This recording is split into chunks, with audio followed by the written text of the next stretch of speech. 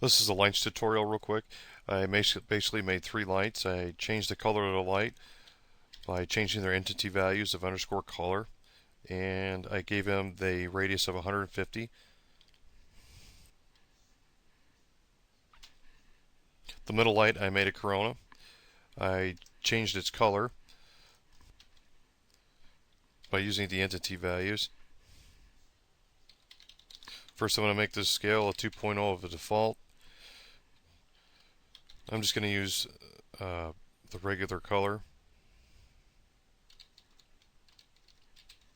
Make it almost white. I'm going to give it an angle of 0, 270, and 0. That's a yaw, pitch, and roll. You can look that up if you need to get more definition on that. I'm going to place it inside the light or just above that.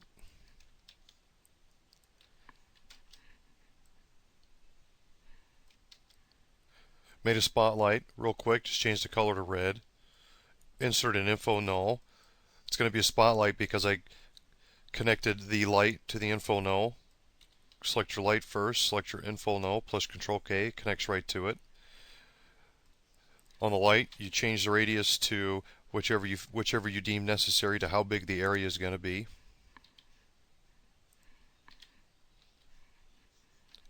For 64, it's going to be a grid size of a 64, so it'll probably be about that big. It's going to be red.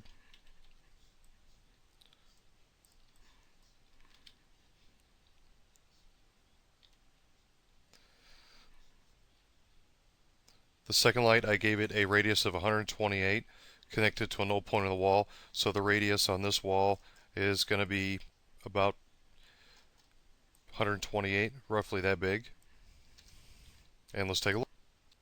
Real quick, I want to give the info on the last light. I forgot to mention I also gave it a light of 30, so therefore it's not going to be too bright, and it's not going to have a hard effect against this wall. It'll just kind of barely intersect with the wall.